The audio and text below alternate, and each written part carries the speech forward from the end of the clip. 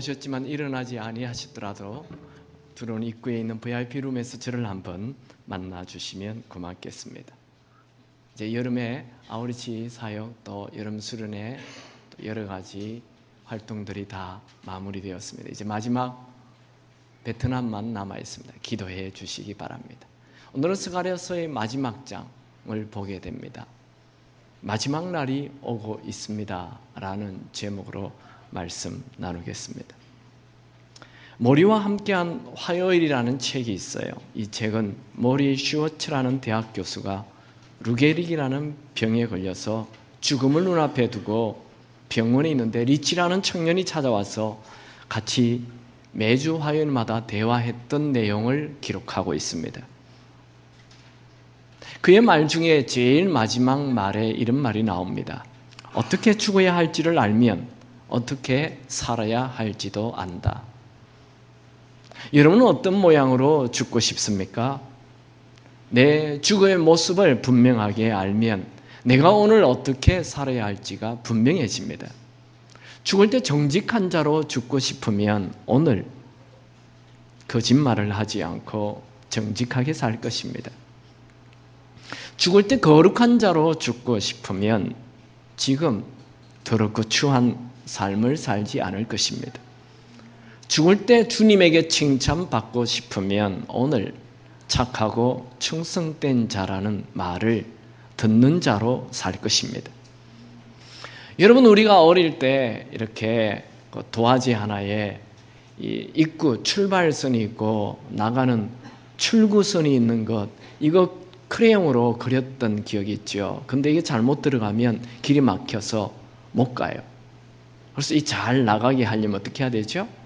출구에서 이렇게 마지막 출구에서 거꾸로 올라오면 입구로 나오기 쉬워져요. 무슨 얘기냐면 우리 인생은 내 마지막을 내가 어떻게 하겠다라는 그 결정이 있어야 합니다. 우리는 결국 매일 이 마지막을 향해 살고 있는 것이지요. 인생 정말 잠깐입니다. 여러분에게 만일 3일을 준다면 뭐 하시겠습니까? 영화 본다고요? 아니면 게임한다고요? 우리 자매님들 쇼핑한다고요? 아니면 좋은 음식점에 가서 음식 먹는다고요? 피곤하면 푹 한 3일 동안 잘 거라고요? 네, 어디 거기에 예수 믿는 냄새 납니까? 예수 믿는 사람에게 3일 준다면 뭐 해야 할까요? 기도하고. 나 말씀 잘 안 봤는데 말씀 한번 통독 한번 해보고, 아니면 나 1년 내내 전도 한 번도 안 해봤는데 복음 한번 전해보고. 이게 예수 믿는 사람의 삶입니다. 여러분, 우리 인생은 오늘 끝날 수 있다라는 생각을 가지고 마지막 날을 향해 살아야 합니다. 오늘 스가랴 14장은 인류의 마지막 날에 대한 예언이 나옵니다. 이 마지막 날에 대한 예언은 성경 신구약 전체에 나오는 내용입니다. 구약에는 이사야, 다니엘, 에스겔, 요엘, 아모스, 스바냐, 하박국, 미가 쭉 나오고, 신약에서도 마태, 마가, 누가, 사도행전, 고린도전서, 데살로니가 전후서, 베드로전서, 요한계시록, 마지막 날이 있다는 거예요. 또 예수님도 마지막 날에 대한 말씀을 많이 하셨습니다. 그렇다 해서 여러분, 그 날이 언제인지 알려고는 하지 마세요. 예로부터 그 날에 대한 예언을 한 사람은 다 이단입니다. 예수님은 그 날, 예수님도 모른다고 말씀하셨죠? 마태복음 24장 36절에 읽습니다. 그날과 그때는 아무도 모르나니 하늘의 천사들도 아들도 모르고 오직 아버지만 아시느니라. 여러분, 정말 예수님 몰랐을까요? 예수님 알아요. 그래도 아들도 모른다고 얘기했어요. 그만큼 그 날에 대해서는 얘기하지 말라는 거예요. 그 날이 언젠지는 말하지 말라고 하셨어요. 아니, 그 왜 중요한 그 날에 대한 얘기를 하지 말라고 합니까? 매일매일인 그날처럼 살아라는 그런 메시지입니다. 우리 학생들 시험도 불쑥 쳐야 평소에 공부를 하는 거죠. 그러니까 매일을 그날처럼 오늘 살아야 된다는 말씀이죠. 예수님이 그날과 그 시는 모른다 말씀하시고 또 뭘 얘기합니까? 24장 42절 시작. 그러므로 깨어있으라. 어느 날에 너희 주가 임할는지 너희가 알지 못함이니라. 왜 그날과 그 시를 모르게 하셨습니까? 오늘 깨어있으라고. 여러분에게 죽음의 날을 가르쳐주면 어떻게 됩니까? 당신 몇월 며칠 날 죽습니다 라고 가르쳐주면 얌체족은 이렇게 합니다. 죽기 하루 전까지 마음껏 세상에서 놀다가 죽는 그날 회개하고 천국 가야지. 그런데 그 사람은 회개하기 전에 죽어요. 그래서 하나님은 우리에게 죽는 날도 가르쳐주지 않는 거예요. 인류의 마지막 날도 있지만 나 개인의 마지막 날도 분명히 있습니다. 그걸 아무도 모르게 하신다는 거예요. 여러분, 오늘 내가 죽는다는 생각해야 됩니다. 우리가 알거나 모르거나 마지막 날이 지금 다가오고 있어요. 세상 사람들도 인류의 종말이 다가오고 있다 말하고 있지 않습니까? 한 번밖에 살지 않는 이 짧은 인생, 오늘 죽는다면 오늘 우리는 오늘 죽으면 안 됩니다 이러지 말고 할렐루야 하며 천국 갈 수 있어야 해요. 그래야 후회하지 않는 인생이 됩니다. 매일 깨어있는 삶을 살아 여러분의 삶 전체가 후회하지 않는 인생 되기 바랍니다.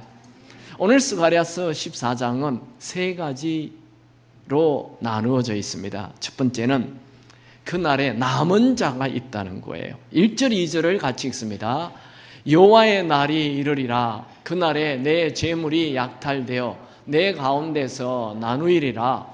내가 이방 나라들을 모아 예루살렘과 싸우게 하리니 성읍이 함락되며 가옥이 약탈되며 부녀가 욕을 당하며 성읍 백성이 절반이나 사로잡혀 가려니와 남은 백성은 성읍에서 끊어지지 아니하리라.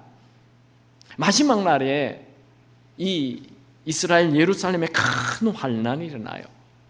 정말 이 세계의 마지막은 이스라엘에서 일어납니다. 그게 성경이에요. 계시록도 그렇게 나와 있고요.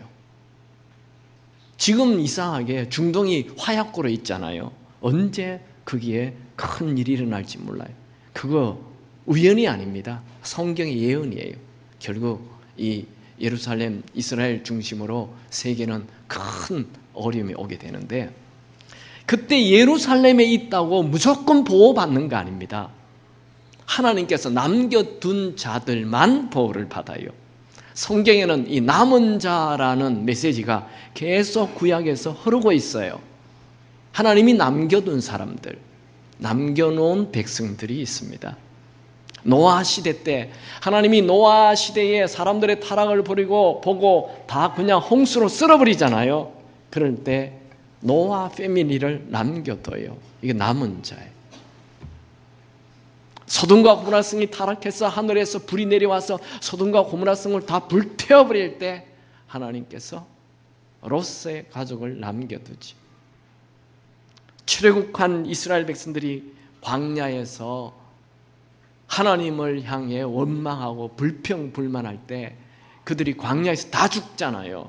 그런데 요수와 갈렙과 광야에서 태어난 사람들을 남겨둬요. 하나님은 사사 전국 시대에 사사들을 남겨두어요. 하나님께서 엘리야 시대에는 바알에게 무릎 꿇지 않는 7,000명을 남겨둬요.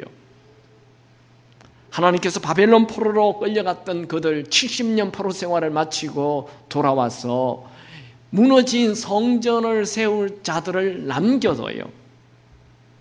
하나님은 신약 시대는 초대교회를 일으킬 자들을 남겨둬요.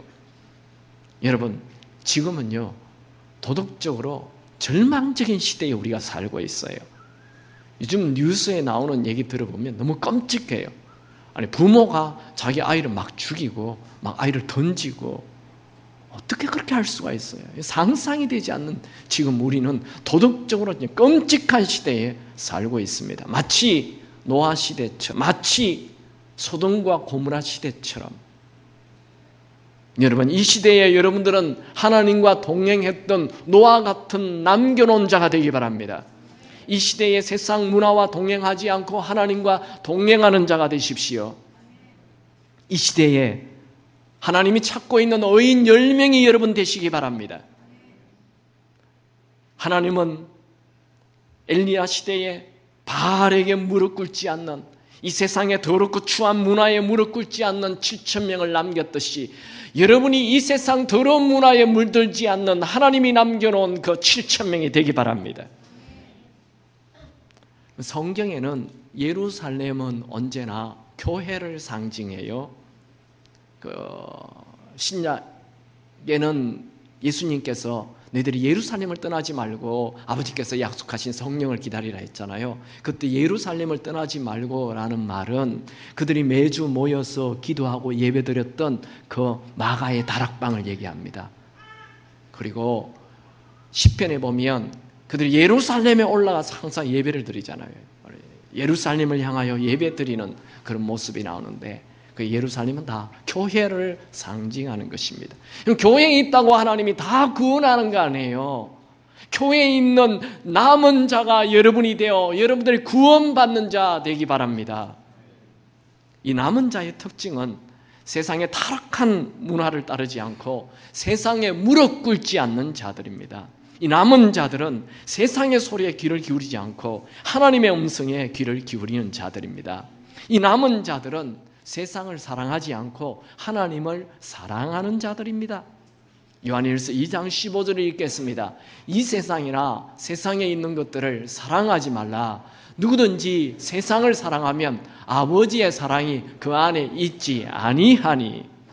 여러분, 세상을 사랑하지 말고 하나님을 사랑하는 남은 자 되시기 바랍니다. 어느 날 유대의 율법자가 예수님 찾아왔죠. 예수님, 이 세상에 제일 중요한 게 뭡니까? 한 말씀 해주세요. 그랬더니 예수님이 마음을 다하고 뜻을 다하고 목숨을 다하여 주 너의 하나님을 사랑하라. 이것이 첫째 되는 계명이요. 이 세상에 제일 중요한 것은 하나님을 사랑하는 것이라 말씀하셨습니다. 결국 남은 자란 하나님을 사랑하는 자입니다. 오늘날 교회에 오는 분들 많지만 하나님을 사랑하기보다 세상을 사랑하고 하나님을 이용하는 자들이 많아요. 그런 분들은 남은 자가 될 수 없습니다. 여러분, 정말 하나님을 사랑하시기 바랍니다. 부부도 그렇잖아요. 남편을 이용하는 사람, 아내를 이용하는 사람 정말 진리죠. 네, 남편을 사랑해야 돼요. 아내를 사랑해야 돼요. 여러분, 그런 부부 되기 바랍니다. 아버지 사랑합니다. 아버지 경배합니다. 아버지 채워주소서 당신의 사랑으로. 할렐루야. 우리는 어찌도 이렇게 세상을 사랑하는지요. 우리 마음에 세상 사랑이 너무 가득해요. 아니요, 여러분 마음에 하나님 사랑이 가득하기를 주의 이름으로 축원합니다. 그게 되지 않는다면 여러분의 인생에 제일 중요한 것을 지금 놓치고 있다는 거예요. 여러분 아들, 딸들에게 뭘 가르쳐요? 여러분 아들, 딸들에게 하나님 사랑하는 걸 가르치십시오. 그걸 가르치지 않는다면 지금 인생에 제일 중요한 것을 가르치지 않고 있다는 얘기입니다. 하나님을 사랑하시기 바랍니다. 그 사람이 남은 자입니다. 두 번째로, 그날에 하나님이 왕이 되십니다. 스가랴 14장 9절을 읽습니다. 여호와께서 천하의 왕이 되시리니 그날에는 여호와께서 홀로 한 분이실 것이요 그의 이름이 홀로 하나이실 것이라. 여러분, 하나님이 왕이 되는 그날, 예수님이 오시는 그 재림, 인류의 마지막 그날에는 몇 가지 일들이 일어나는데 5절에 보면 하나님 여호와가 임하신다. 6절에는 해와 달이 빛을 잃는다. 7절에는 이 날은 낮도 아니고 밤도 아니다. 이것을 신약에서는 예수님이 이렇게 예언합니다. 마태복음 24장 29절 읽습니다. 그날 환난 후에 즉시 해가 어두워지며 달이 빛을 내지 아니하며 별들이 하늘에서 떨어지며 하늘의 권능들이 흔들리리라. 스가랴에서는 그날 빛이 없어진다고 예언하고 예수님은 그날 해가 어두워지고 달도 빛을 잃고 별도 하늘에서 떨어진다 예언합니다. 7절을 오늘 스가랴 14장 7절을 같이 한번 읽어보겠습니다. 시작. 여호와께서 아시는 한 날이 있으리니 낮도 아니요 밤도 아니라 어두워갈 때에 빛이 있으리로다. 그날에는 하늘에 빛이 없어져요. 해가 없어져요. 밤에 달도 없어져요. 빛이 다 사라져버리는 거예요. 그리고 전혀 생각지 않았던 어떤 빛이 생긴다고 말합니다. 그 빛이 하나님이 주시는 빛이라 말합니다. 이 하나님이 마지막 날에 빛이 된다는 말은 이사야에서도 예언이 되어 있고 요한계시록에도 예언되어 있습니다. 이 스가랴서만 있는 말씀이 아닙니다. 이사야 60장 19절을 같이 읽습니다. 다시는 낮에 해가 내 빛이 되지 아니하며 달도 내게 빛을 비추지 않을 것이며 오직 여호와가 내게 영원한 빛이 되며 내 하나님이 내 영광이 되리니. 계시록 22장 5절도 봅니다. 다시 밤이 없겠고 등불과 햇빛이 쓸데없으니 이는 주 하나님이 그들에게 빛이심이라. 그들이 세세토록 왕노릇하리로다. 여러분, 해도 빛을 잃고 달도 빛을 잃지만 하나님의 빛이 영원한 빛으로 비춰지게 된다는 거예요. 여러분, 이 세상에 우리가 지금 빛이라고 생각했던 그 모든 빛은 다 사라지는 날이 와요. 해도 빛을 잃고요, 달도 빛을 잃고. 한번 상상을 해봐요. 해와 달이 다 없는 날 얼마나 캄캄해요. 캄캄한 그날이 오는데 모든 세상의 빛이 다 없어집니다.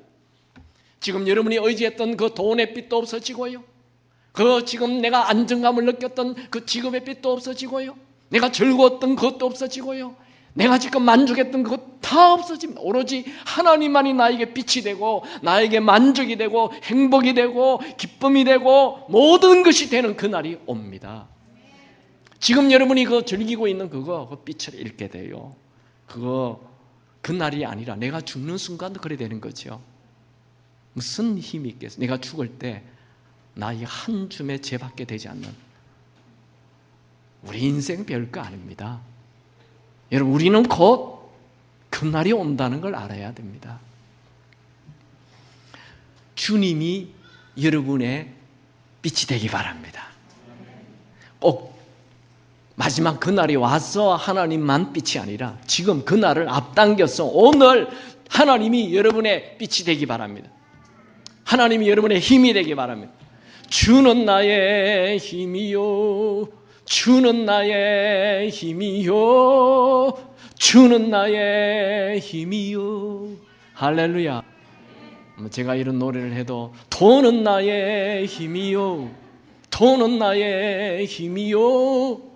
네, 그 돈 곧 없어지는 날이 온다니까요. 내가 믿었던 것, 내가 빛이라고 생각했던 것, 이게 나에게 큰 자존감을 준다 생각했던 모든 것이 다 사라지는 날이 옵니다. 그날을 기대하십시오. 8절에는 그날에 생수가 터진다. 이스라엘은 물이 귀한 나라예요. 생수가 터진다는 것은 예수님이 재림하는 날 풍성한 만족이 시작된다는 거죠. 이것은 이 땅의 초자연적인 회복이 시작된다는 것입니다. 9절에는 드디어 하나님이 온 세상의 진정한 왕이 되신다. 그러면 이전에는 하나님이 왕이 아니었습니까? 하나님은 언제나 왕이셨어요. 그런데 사람이 에덴 동산에서 타락한 이후 하나님을 왕으로 모시지 않고 자기가 왕이 되고 세상이 왕이 되고 말았어요. 하나님은 구약 성경 전체를 통해 하나님을 사랑하고 하나님을 경배하라 하였지만 이 타락한 아담의 후손들은 자기를 사랑하고 우상을 숭배하고 세상을 숭배하면서 하나님과 멀리 떠나 살았어요. 그래서 사탄이 그들의 왕이 되고 세상의 임금이 되고 말았어요. 신약에는 하나님은 예수님을 보내셔서 세상의 임금 사탄을 멸하십니다. 요한복음 16장 11절에 있습니다. 심판에 대하여라 하면 이 세상 임금이 심판을 받았습니다. 여러분, 이 세상은 세상의 임금인 사탄이 지배하고 있습니다. 어떻게 하나님께서 만드신 이 세상을 사탄이 지배하는, 사탄이 임금이 되는 그런 일이 왜 생겼죠? 성경은 죄로 말미암아 세상의 임금이 사탄이 세상을 지배하게 되었다고 말합니다. 로마서 15장 12절 14절에 있습니다. 그러므로 한 사람으로 말미암아 죄가 세상에 들어오고 죄로 말미암아 사망이 들어왔나니 이와 같이 모든 사람이 죄를 지었으므로 사망이 모든 사람에게 이르렀느니라. 14절. 그러나 아담으로부터 모세까지 아담의 범죄와 같은 죄를 짓지 아니한 자들까지도 사망이 왕노릇하였나니. 여러분, 우리가 죄를 범하고 하나님 말씀에 불순종하면 세상의 임금 사탄이 우리를 지배하고 사망이 우리의 왕이 되고 맙니다. 사망이 왕이니까 우리가 그저 죽음에 대하여 두려워하고 살고 있는 것입니다. 에베소서 2장 2절에 보면 하나님은 이 하나님 말씀에 불순종하는 세상의 임금인 사탄, 이것 멸하시기 원합니다. 같이 에베소서 2장 2절 같이 읽습니다. 그때 너희는 그 가운데서 행하여 이 세상 풍조를 따르고 공중 권세 잡은 자를 따랐으니 곧 지금 불순종의 아들들 가운데 역사하는 영이라. 여러분, 이 세상이 왜 이렇게 타락됐죠? 사탄이 임금이기 때문에 그렇습니다. 그러나 마지막 날 만군의 여호와 하나님께서 사탄의 모든 것을 패하시고 온 천하의 왕이 되십니다. 그래서 오늘 스가랴서 14장 11절에 그날에는 그분이 왕이 되면 다시는 저주가 없게 된다. 그리고 평안이 임할 것이다 말씀하십니다. 여러분 안에 있는 모든 저주가 하나님이 왕이 되어 다 떠나가게 되기 바랍니다. 여러분 안에 있는 모든 불안이 하나님이 왕이 되어 평안이 넘치게 되기 바랍니다. 그리고 이제 12절에서 15절까지는 예루살렘을 공격한 사람들, 그들을 향한 하나님의 재앙이 나옵니다. 12절에는 예루살렘을 친 자들이 살이 썩고 눈이 썩고 입이 썩는 저주가 나와요. 이건요, 전염병으로 이렇게 끔찍한 재앙이 임하는 장면이다. 13절에는 예루살렘을 공격한 자들끼리 이제 막 싸우는 그런 모습이 나오고, 14절 15절에는 그 적진에 살아있는 자들에게 모두 재앙이 임하는 게 나와요. 다시 5절에서 15절까지는 한번 정리해보죠. 주님이 오시는 그날에는 태양도 빛을 잃고 달도 빛을 잃지만 하나님이 빛이 되어 주십니다. 그날에는 생수가 터집니다. 더 이상 목마름이나 부족함이 없습니다. 그날에는 다시는 저주가 없고 다시는 분노가 없고 평안이 임합니다. 반면에 하나님을 경배하지 않고 하나님을 믿지 않는 자들은 엄청난 저주와 재앙이 임합니다. 이것은 모두 하나님이 왕이 될 때 생기는 일입니다. 여러분, 인류의 마지막 날 하나님이 진정, 예수님이 진정 왕이 되실 것입니다. 하나님이 다스리는 날이 옵니다. 그런데 그 날을 미루지 않으시기 바랍니다. 오늘이 그 날이 되시기 바랍니다. 오늘 하나님의 다스림 속에 들어가시기 바랍니다. 세상의 임금을 섬긴다면 우리는 계속 목마르고 질병과 저주와 분노 속에 살게 되고, 하나님의 다스림 속에 들어가게 된다면 매일 하나님이 주시는 풍성함과 평안을 누리는 삶을 살게 됩니다. 여러분, 우리는 인생 한 번밖에 안 삽니다. 이 짧은 인생, 한 번밖에 살지 않은 이 인생을 세상을 왕으로 모시고 늘 부족함 속에, 목마름 속에, 공허 속에, 어둠 속에 살지 마시고 하나님을 왕으로 모시고 늘 풍성함 속에, 평안 속에 사시기를 주 이름으로 축원합니다. 세 번째, 그날이 오면 그날에는 거룩이 회복됩니다. 스가랴서 14장 16절을 읽습니다. 시작. 예루살렘을 치러 왔던 이방 나라들 중에 남은 자가 해마다 올라와서 그 왕 만군의 여호와께 경배하며 초막절을 지킬 것이라. 그날에는 예루살렘에 남아있는 자들뿐만 아니라 이방 나라에도 하나님을 믿는, 하나님을 사랑하는 남아있는 자들이 와요, 하나님에게로. 그리고 하나님을 경배하고 초막절을 지켜요. 조금 초막절을 왜 지키는지 한번 살펴보죠. 유대인들의 3대 절기가 있어요. 유월절, 오순절, 초막절이 있습니다. 이 3대 절기는 스가랴서에서 다 나옵니다. 스가랴서 9장에 예수님이 유월절 나귀 타고 입성하시고 스가랴 10장에 늦은 비, 봄비, 성령이 임하는 오순절이 이루어지고 오늘 14장에 초막절에 이방에 남아있는 자들이 와서 하나님께 경배하는 장면이 나옵니다. 자, 유월절은 뭡니까? 유월절은 어린 양을 죽여서 죄를 대신하는 거죠. 그래서 예수님이 어린 양이 되어서 유월절날 우리 죄를 대신해서 죽으셨어요. 오순절 마가의 다락방에 성령이 부어지죠. 그러면 초막절은 뭡니까? 초막절은 이스라엘 백성들이 애굽에 430년 동안 노예로 살았잖아요. 그들이 출애굽하게 됩니다. 이 얼마나 혁명적인 일이에요. 얼마나 신나는 일이에요. 그래서 초막절은 출애굽하여 광야 생활한 것을 기념하는 절기예요. 우리 한국으로 얘기하면 초막절은 8.15 해방, 8.15 광복절인 거예요. 얼마나 기뻐요. 왜 이스라엘에 이 남아있는 이방 나라에 남아있는 자들이 올라와서 하나님을 경배하고 초막절을 지킵니까? 이방 나라에 남아있는 자들이 죄로부터 구원받았으니 이게 너무 기뻤어. 하나님에게 와서 예배하고 그 기쁨, 해방을 축하하는 절기가 초막절인 거예요. 그렇게 한다는 것입니다. 마지막 날에. 그날에는 하나님 곁에 오면 다 거룩해집니다. 스가랴 14장 20절 읽습니다. 그날에는 말방울에까지 여호와께 성결이라 기록될 것이라. 여호와의 전에 있는 모든 소치 제단 앞 주발과 다름이 없을 것이니. 이것은 회복의 절정입니다. 예루살렘에 모인 자들이 다 거룩해져요. 하나님 곁에 하나님을 경배하기 위해 모인 자들이 모두 거룩해지는 거예요. 죄는 거룩을 버리는 게 죄예요. 죄와 거룩은 아주 반비례하는 것입니다. 성경에 거룩이라는 단어가 나오면 늘 반대말로 죄가 등장합니다. 마태복음 8장 38절에 있습니다. 누구든지 이 음란하고 죄 많은 세대에서 나와 내 말을 부끄러워하면 인자도 아버지의 영광으로 거룩한 천사들과 함께 올 때에 그 사람을 부끄러워하리라. 고린도후서 7장 1절.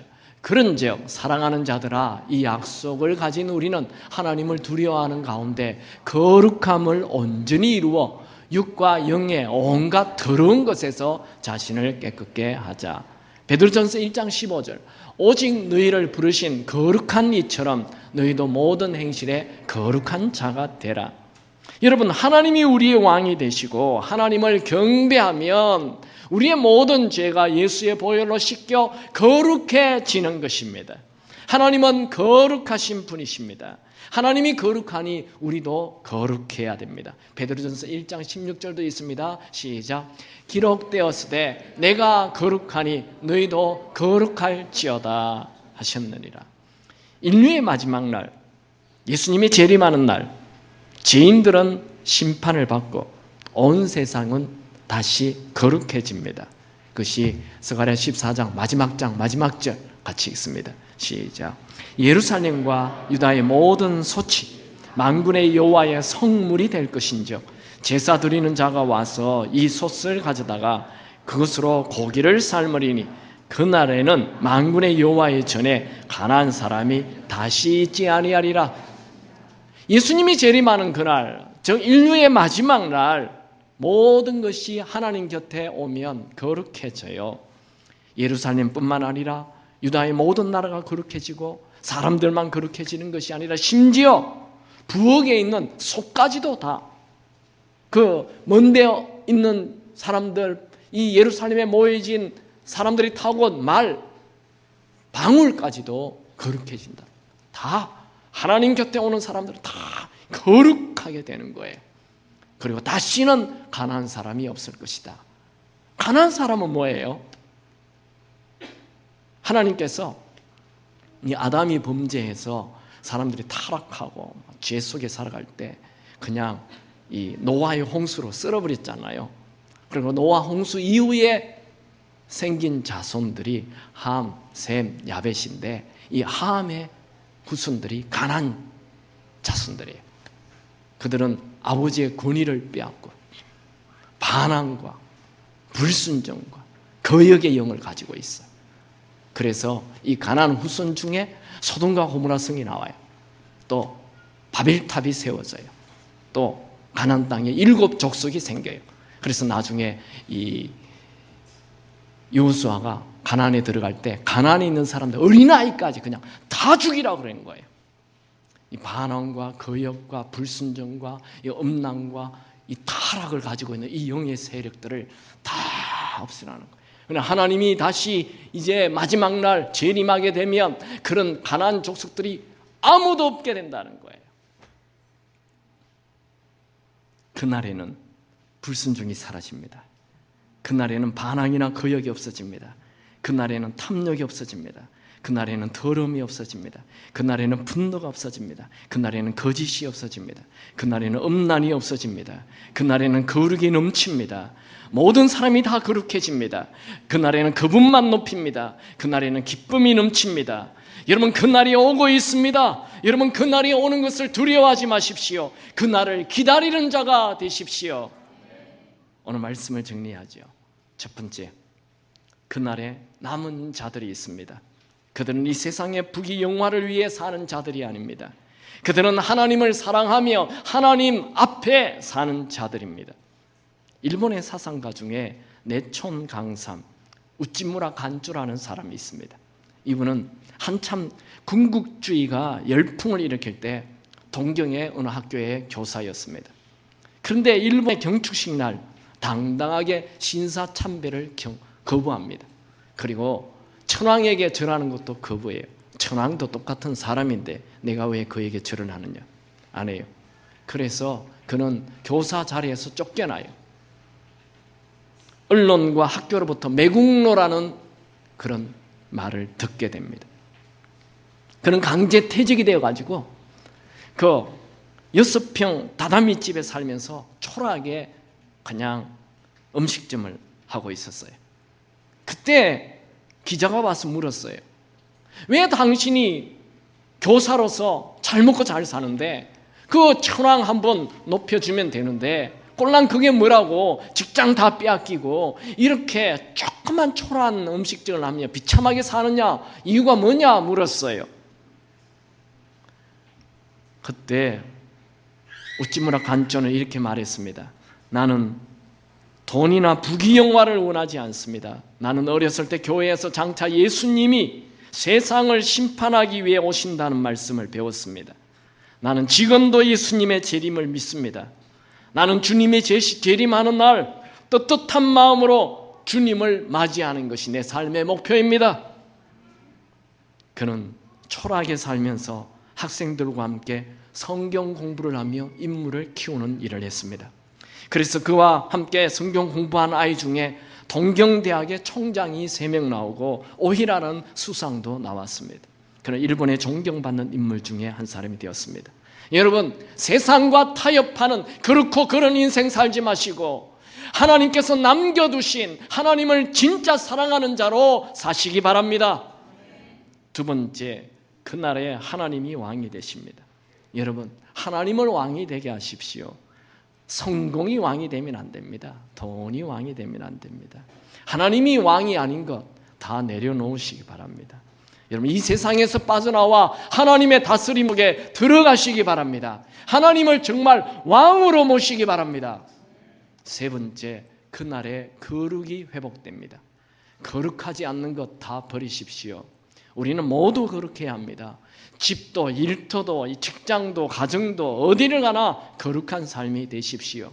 여러분, 아무리 많은 돈을 주어도 거룩하지 않다면 그 돈 받지 마시고 거룩하지 않다면 그 직장 내려놓기 바랍니다. 말도 거룩해야 합니다. 보는 것도 거룩해야 합니다. 먹는 것도 거룩해야 됩니다. 여러분, 오늘 최고의 죄는 거짓과 폭력과 음란입니다. 현대인의 영화 모두 거짓, 폭력, 음란이 가득합니다. 자기만 아는 죄, 거짓말을 버려야 됩니다. 아무도 모른다고 거짓말을 밥 먹듯이 하면 이 죄는 습관이 되어 결국 거짓이 거짓을 낳아 그의 인생 전체를 망치게 할 것입니다. 죄는 숨기면 당장 편한지 몰라도 그 끝은 언제나 참담합니다. 잠언 28장 13절 다 같이 읽습니다. 자기의 죄를 숨기는 자는 형통하지 못하나 죄를 자복하고 버리는 자는 불쌍히 여김을 받으리라. 죄를 숨기고 사는 사람은, 적당하게 둘러대면서 사는 사람은 하나님의 복을 받을 꿈도 꾸지 마십시오. 하지만 죄를 토설하고 용서를 구하면 하나님께서 은혜를 부어주실 것입니다. 죄는 반드시 드러납니다. 누가복음 8장 17절도 있습니다. 숨은 것이 장차 드러나지 아니할 것이 없고 감추인 것이 장차 알려지고 나타나지 않을 것이 없느니라. 여러분, 오늘 거짓을 회개하고 거룩해지시기 바랍니다. 또 자기만 아는 죄는 엄란한 죄입니다. 인터넷, 영화, 웹툰, 만화, 스마트폰 모두 엄란이 가득합니다. 제가 이번에 어느 교회 집회를 갔는데 그곳에 점심을 먹을 때 어떤 다른 분이 저랑 같이 식사하게 됐어요. 이 교회에 특강 강사로 오셨다는 분인데 잠깐 얘기를 해보니까 이분이 자기는 이 스마트폰 버리기 운동하는 사람이라고 하면서 저와 같이 식사를 하게 됐어요. 왜 스마트폰을 버립니까? 그랬더니 중고등학생들이 스마트폰 때문에 아이들이 다 죽어간다는 거예요. 왜요?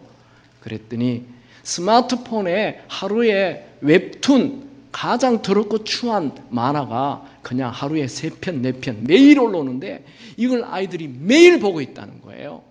그래서 여러분의 아들, 딸 지금 뭐 스마트폰 사주는 거 아무 생각 없이 주는 거 안 됩니다. 다 그분의 얘기로는 다 핸드폰으로 바꿔야 된대요. 스마트폰은 다 버리고 그냥 전화만 되는 핸드폰으로 다 바꾸래요.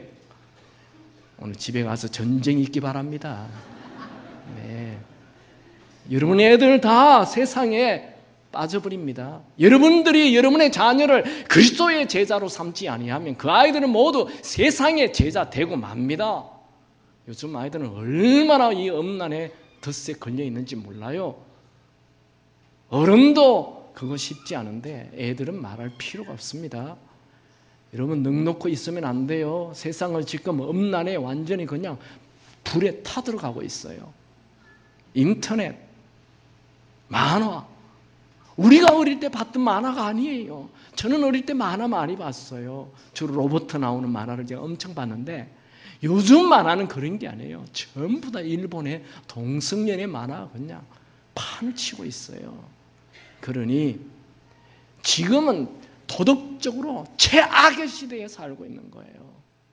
얼마나 음란한지 몰라요. 음란은 거룩을 해치는 최고의 죄입니다. 하나님은 음란의 수위가 차면 반드시 심판했어요.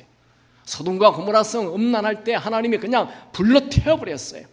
로마 최후의 폼페이 최후 그 보면 음란할 때 그냥 하나님이 없애버렸어요. 지금 이 마지막 시대 얼마 남지 않았습니다. 여러분, 음란은 자신을 죽이고 가정을 파괴합니다. 음란을 버리십시오. 음란을 회개하십시오.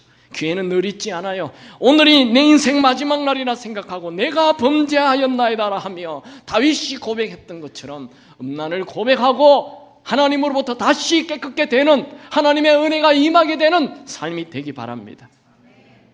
여러분, 이 세상이 아무리 타락하고 더럽고 음란해도 우리는 거룩하게 살아야 합니다. 죄를 안 지으려고 노력해서 되는 게 아니에요. 그건 소극적인 태도입니다. 오히려 적극적으로 주의 일을 하십시오. 아멘 안 합니까? 주의 일을 하십시오. 제자 삼는 일을 하십시오. 예수님이 뭐라고 했었어요? 마지막 예수님의 메시지는 모든 족속으로 제자 삼으라 하셨잖아요. 우리가 제자 삼는 일을 하고 있으면 음란할 틈이 없어요. 다윗이 언제 범죄합니까? 여유 있을 때.